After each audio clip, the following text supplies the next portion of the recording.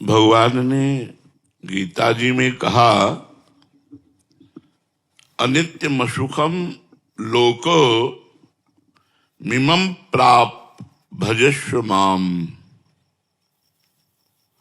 माया के छलावे में, अनित्य भोगों में, दिखावटी सुखों में समय नष्ट मत करो। भगवान कह रहे हैं, प्राप्य भजस्व माम। इस लोक में जो तुम्हें मनुष्य शरीर मिला है, ये भजन के लिए मिला है। कोई बिरला ही विवेकवान ये समझ पाता है कि भजन के लिए हमें मनुष्य शरीर मिला है। हम लोग क्या है, जब अपने से आगे वाले को देखते हैं कार में, विशेष सुविधाओं में, विशेष धनी, तो ऐसा लगता है कि ये सुखी है।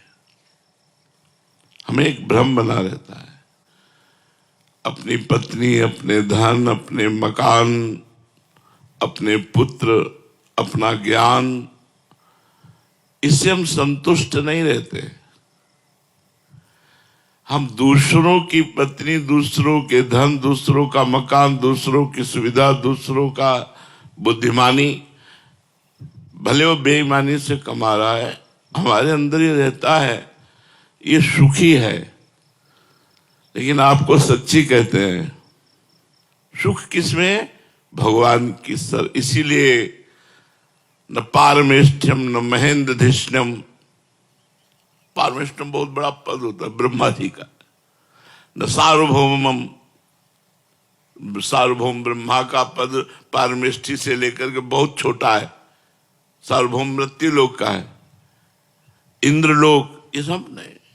मतलब क्या भगवान में सुख है कि बड़े बड़े पद, बड़ी बड़ी भोग सामग्री, बड़ा ऐश्वर्य, ये सब छूट जाता है।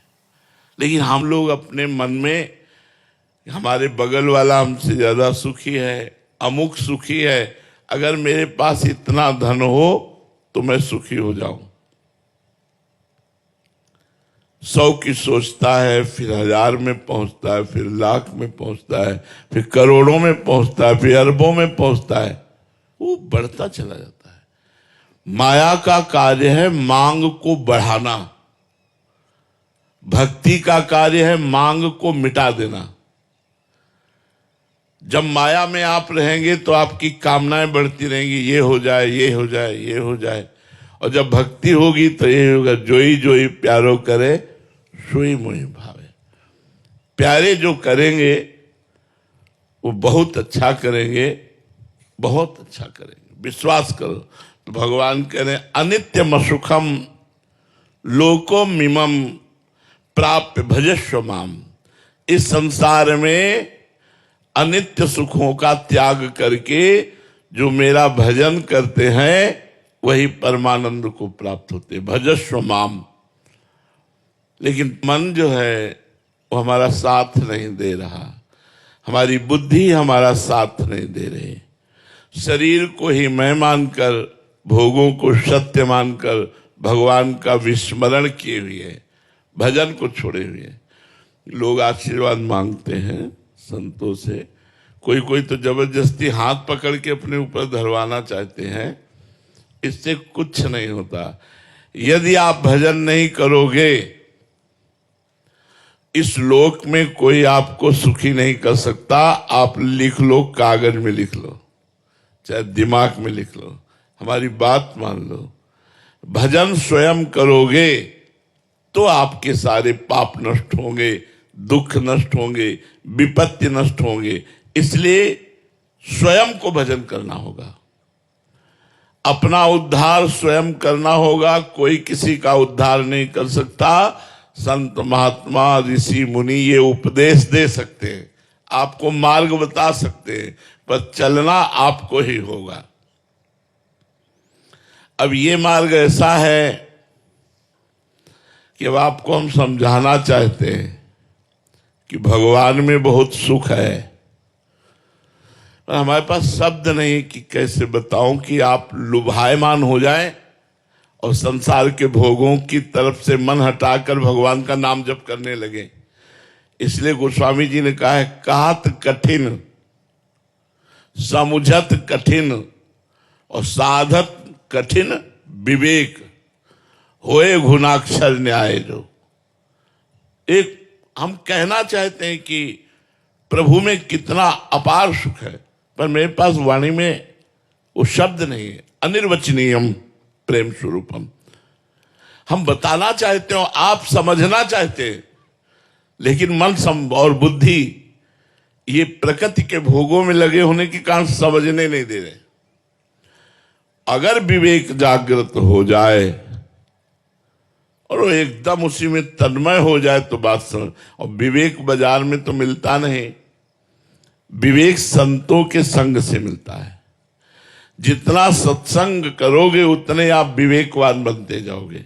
सत्संगी ही विषयों का त्याग करता है, नहीं एकांत में भजन करने वाला साधक भी बड़ी बड़ी चूक कर जाता है। और सत्संगी से चूक नहीं हो सकती, क्योंकि वो रोज नया दिमाग उसका फ्रेश होता रहता है। सत्संग के द्वारा रोज बुद्धि उसकी पवित्र होती रहती है।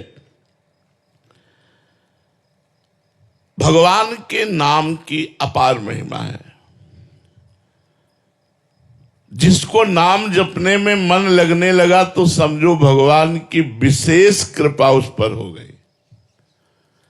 वैसे कृपा तो सब पर भगवान की है, सब पर मोरी बराबर दया। पर जिसके मन में आ गया अब मैं नाम जप करूंगा भगवान का, उसके ऊपर विशेष कृपा हो गई। त्रिकालदर्शी तत्व दृष्टा ब्रह्मर्षि महर्षि इन सबने ये अनुभव किया है कि नाम जप के समान कोई साधना नहीं है। जो नाम जप करते हैं इससे बढ़कर कोई साधना नहीं है। अच्छा, इसमें पवित्र अपवित्र देश काल नियम ये सब नहीं है। आप जैसे हो वैसे आप राधा राधा उच्चारण कर सकते हो, वैसे राम राम जप सकते हो, वैसे कृष्ण कृष्ण आप जप सकते हो। न देश काल नियमो न शौच निर्णय विद्यते कुत्र चिन्नैव राधा नामनि पुरे शुचौ। आप जहां बोले राधा तो आप पवित्र हो गए। जैसे गंगा स्नान करने से पवित्र हो जाते नाम, ऐसे नाम उच्चारण करने से भीतर और बाहर अपवित्रा पवित्रोवा सर्वावस्थांगतोपि वाह यह स्मरेत पुंडरीकाक्षम सवायाभ्यांतरा शुचि। भीतर और बाहर से पवित्र हो गए। पवित्र का मतलब पाप नष्ट हो गए। पाप नष्ट होने का मतलब दुख विपत्ति संकट ये सब नष्ट हो जाएंगे। तुलसी अपने राम को रीज भजो या खींच, उल्टो सूधो जामी है खेत परे को बीज। अगर बीज ऐसे गिर जाए तो भी वो उल्टा भी जग जाएगा और सीधा गिरे तो भी जग जाएगा। आप उल्टा सीधा जैसे भी बने भाव को भाव न खाल सहु, नाम जपत मंगल दिस दसहु। उल्टा जप रहे थे मरा मरा मरा मरा। एक जगह तो दृष्टांत ऐसा मिला कि जिसमें भगवान के शास्त्र नाम में कोई नाम नहीं था और उसे भगवत प्राप्ति हो गई। एक गांव का ग्वारिया, पहले ऐसा होता था जमींदारों की गाय चराते, जमींदारों की चाकरी करते थे, पर वो छोटे मोटे राजाओं जैसा उनका वैभव होता था। तो गांव में भागवत हुई। हम आपको नाम की महिमा बता रहे हैं। कुछ लोग उधर से निकले और ग्वारिया से कहा, रे जिंदगी बर्बाद होती जा रही है, भागवत सुनिया। एक दिन गांव में भागवत हो रही तो बोली हमारे गायें, तो किसी दयालु ने कहा 1 घंटा के लिए हम देख लेंगे, तुम 1 घंटा के लिए भागवत सुनियाओ। वो गया और सबसे पीछे बैठ गया। पढ़े लिखे तो कुछ था नहीं। पंडित जी ने कहा जो दीक्षा नहीं लेता उसका जीवन व्यर्थ चला जाता है और वो नरकगामी होता है। ऐसे आचरण होते हैं। गुरु मंत्र और गुरु दीक्षा लेने से बचाव पक्ष पुष्ट होता है कि एक बार ही नाम मंत्र सही यमराज के रजिस्टर में जब लिख जाता तो भारी पड़ जाता है। और तो उसका मन लगा नहीं, उठा और चल दिया। शाम के भाग के आया और पंडित जी से कहा, पंडित जी आपने कहा था गुरु दीक्षा लिए बिना मनुष्य का जन्म व्यर्थ हो जाता है। तो उसकी हालत देखी, फटे पुराने कपड़े, वो अपने आप दिखाई देता है। और वो गरीब आदमी गांव का ग्वारिया, कुछ देने लेने वाला चक्कर तो था नहीं। पंडित जी ने कहा कि कल ले लेना। फिर शाम के आया, कहा कल ले लेना। ऐसे 7 दिन भागवत के पूरे हो गए। 8वें दिन पंडित जी, अब रात्रि में खूब भागवत समाप्त हुई तो दही दूध रबड़ी, जब तो सुबह 4 बजे तड़के शौच जा रहे थे। पहले लेटरिन बाथरूम तो होते नहीं थे, तो बाहर शौच जा रहे थे। उसने सोचा यही अवसर है पंडित जी से मिलने का। दौड़ के गया और कहा, पंडित जी गुरु मंत्र दे दो। अरे बोले पागल है, बोले बिना गुरु मंत्र लिए अब ले जाएंगे। अब सोचा, अब अच्छा कोई भी सभ्य आदमी किसी के सामने शौच कैसे बैठ सकता है। और वो पीछे लग गया तो उनका धत गपो चंद कहीं का, धत गपो चंद। बोले अच्छा गुरु जी, और लौट गए।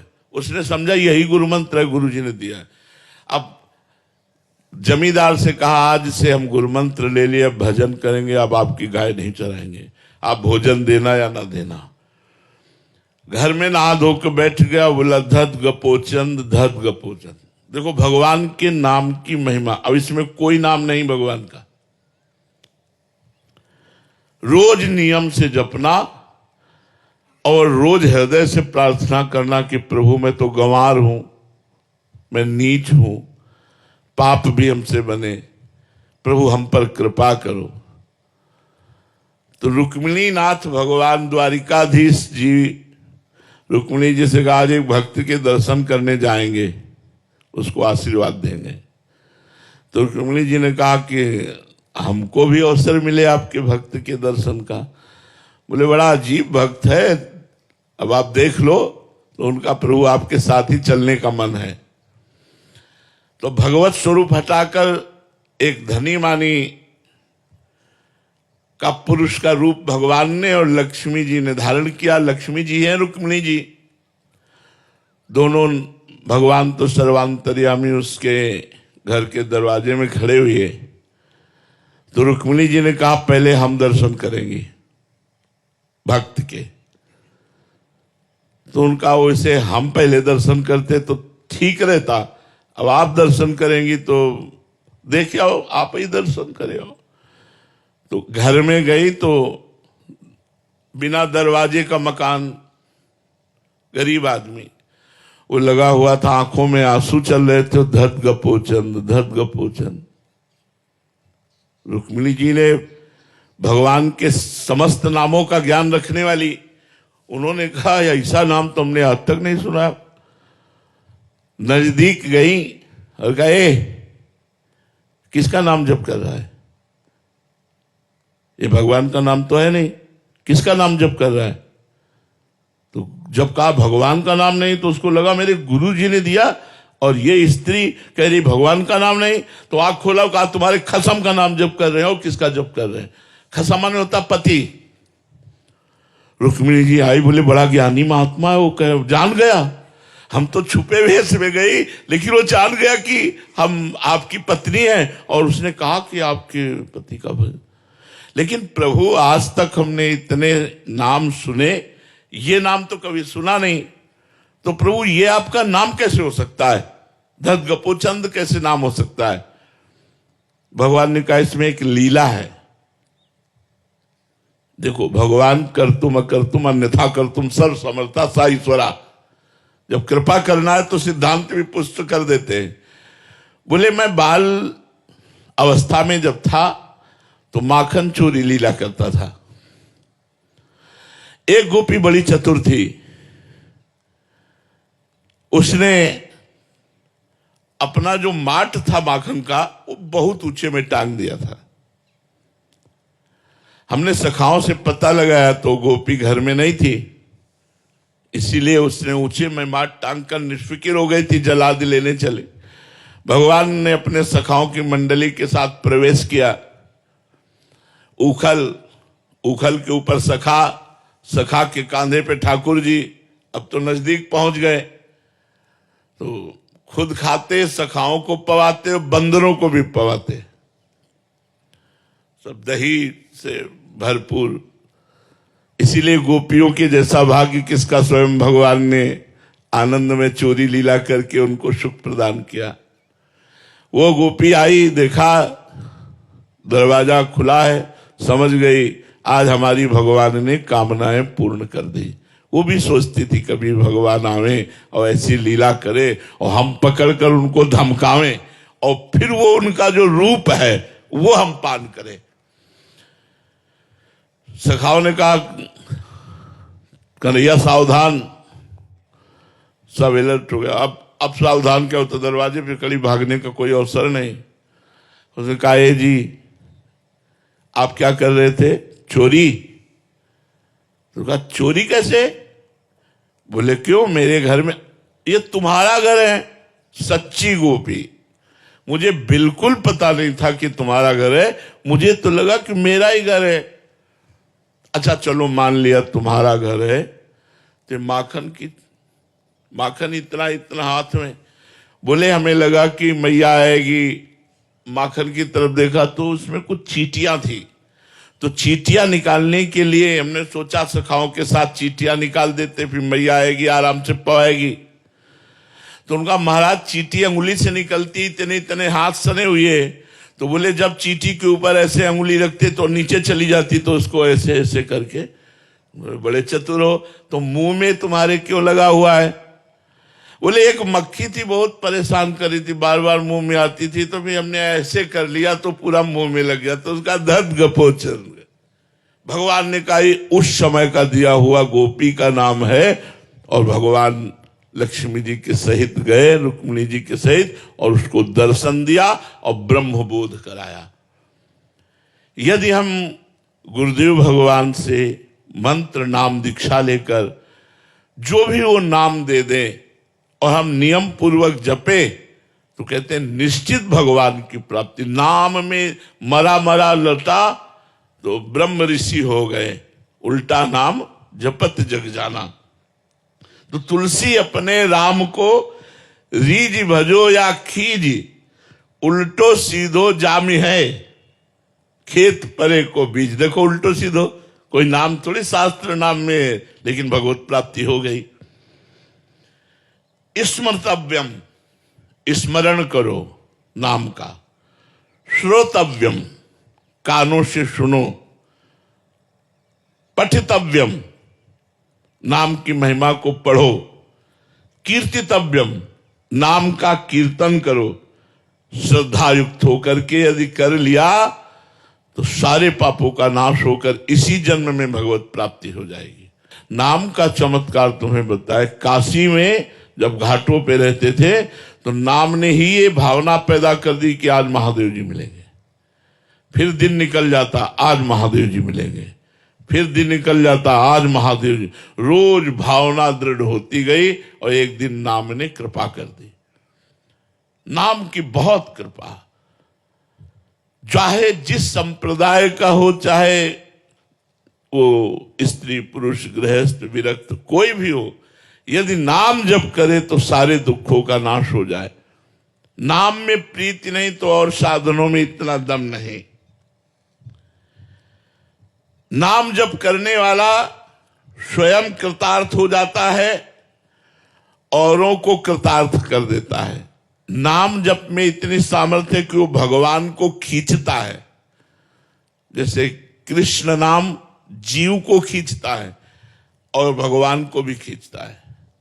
आप नाम जप कर रहे हैं जितना, उतने भगवान आपकी तरफ दृष्टि कर रहे हैं, आकर्षित हो रहे हैं, कृपा कर रहे हैं। आकृष्टा कृत चेतसाम स्महता मुच्चाटनम चांगहसा मा चांडाल ममूक लोक सुलभो वश्यम च मुक्ति स्त्रिया। नो दीक्षाम न च दक्षिणाम न च पुरश्चर्या मनागीक्षते मंत्रोयम रसना स्पृशेव फलति श्री राधा नामात्मका। यदि आप राधा राधा उच्चारण करते हैं परंतु आपने दीक्षा नहीं ली तो यही दीक्षा हो गई। जो सुन रहे हो ना कि राधा राधा जपो, ये दीक्षा हो गई। तो कह रहे हैं आकृष्टाकृत चेतसाम, आपके चित्त को जो विषय आकर्षण कर रहे हैं वो नहीं कर पाएंगे और प्रभु की तरफ आकर्षित हो जाएगा आपका चित्त। आप चाहे चांडालवत आचरण करने वाले हो, मां चांडाल ममुक, बिल्कुल नीच आचरण करने वाले हो और राधा राधा राधा नाम जप कर रहे हैं, वो आपके चित्त को आकृष्ट करके भगवान के चरणों में पहुंचा देगा। वश्यम च मुक्ति स्त्रिया, मुक्ति उसके वश में ऐसे हो जाएगी जैसे पतिव्रता पत्नी अपने पति में आसक्त हो जाती है। मतलब मुक्ति उसके पीछे डूलेगी जो नाम जप कर रहा है, लेकिन निरंतर। नो दीक्षाम, मत दीक्षा लो, न च दक्षिणाम, कोई दान मत करो, दक्षिणा मत दो, न च पुरश्चर्याम, इसका कोई पुरस्चरण भी नहीं कि इतने लाख काम अनुष्ठान लेते हैं। बस रसना स्पर्शेव, तुम्हारी जिह्वा से स्पर्श होना चाहिए, राधा राधा राधा राधा, राम राम राम राम, कृष्ण कृष्ण कृष्ण, साम सदाशिव साम, परम मंगल हो जाएगा। इसलिए सबसे प्रार्थना है चलते फिरते उठते बैठते नाम जप कीजिए और कुछ समय एकांत में बैठकर नाम जप कीजिए।